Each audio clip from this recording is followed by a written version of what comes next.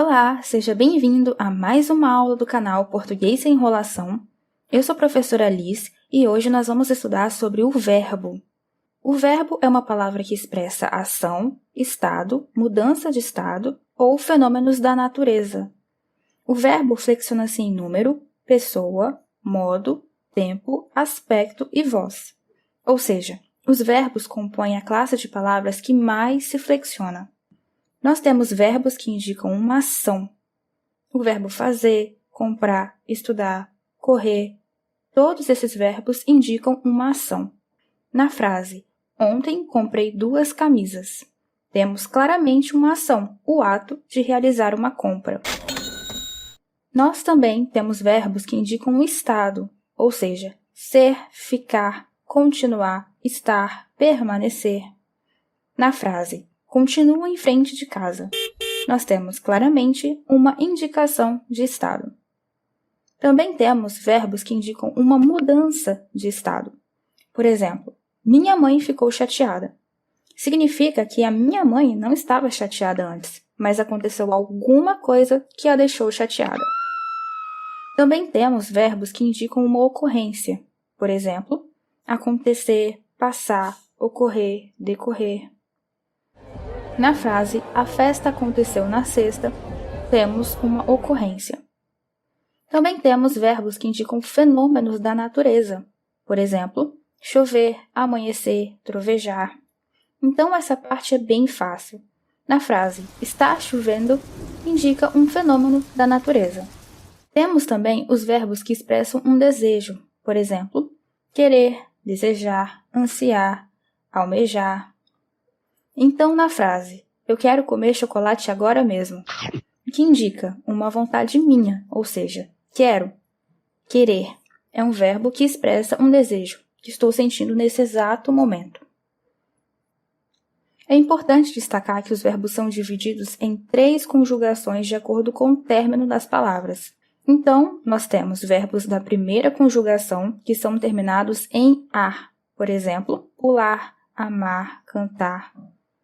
Temos também os da segunda conjugação, que são terminados em er, por exemplo, esconder, correr, escrever. E temos os da terceira conjugação, que são terminados em ir, por exemplo, sorrir, ouvir, medir. Tá, mas e os verbos terminados em or? No caso, o verbo pôr e seus derivados, como compor, expor, dispor. Que conjugação se encaixa? Esses verbos pertencem à segunda conjugação, porque vêm do verbo latim poer. É muito importante que você saiba disso, tá certo? Pode ser até mesmo uma questão de concurso. Mas, ok, então, vamos prosseguir. Quando você encontrar verbos terminados em ar, ir, significa que os verbos estão no infinitivo. Aí você vai me perguntar, tá, professora, mas o que isso significa? É simples, significa que você encontrará esses verbos do jeitinho que está lá no dicionário. Esses verbos não estão flexionados. É importante frisar nessa aula que nós temos os verbos regulares. São aqueles que o seu radical não se altera na conjugação verbal. Por exemplo, a palavra pular. Se eu fizer a conjugação, será bem fácil perceber que o radical da palavra pular é pu. Quer ver? Eu pulo, tu pulas, ele pula, nós pulamos, vós pulais, eles pulam. Note que o radical pu não se alterou, por isso, ele é regular. Nós também temos o verbo irregular, ou seja, é o contrário do verbo regular. Sendo assim, ele se altera quando nós o conjugamos. Vamos exemplificar mais uma vez. O verbo haver. Eu hei, tu has, ele há, nós havemos, vós haveis, eles hão. Você conseguiu perceber como existe uma grande alteração quando conjugamos? Pois é, isso acontece porque o verbo haver é irregular. Agora nós vamos falar sobre os tempos verbais. O verbo possui 3 tempos verbais. Presente, pretérito, que é a mesma coisa que passado, e futuro. Sendo assim, nós temos 2 formas de conjugar. Temos o modo indicativo, que é uma certeza de que alguma coisa aconteceu. Por exemplo, já compraram o meu presente.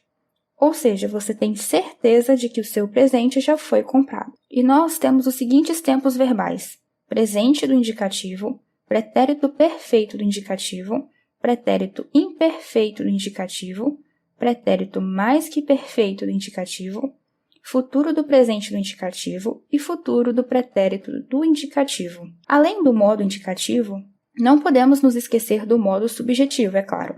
O que é modo subjuntivo? Bom, ele expressa uma hipótese de um acontecimento, ou seja, não é bem uma certeza como expressa o modo indicativo. O modo subjuntivo é simplesmente uma hipótese, ou seja, uma possibilidade. Por exemplo, se você fosse ao supermercado, teria que enfrentar uma grande fila. Ou seja, temos a palavrinha aí, fosse.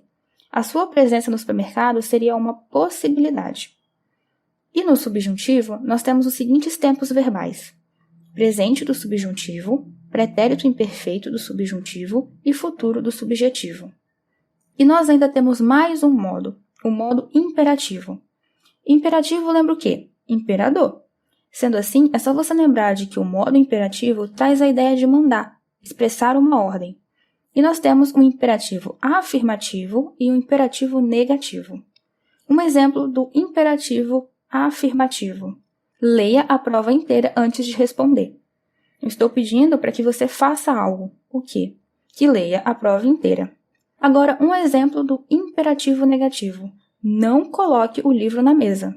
Estou pedindo para que você não faça algo.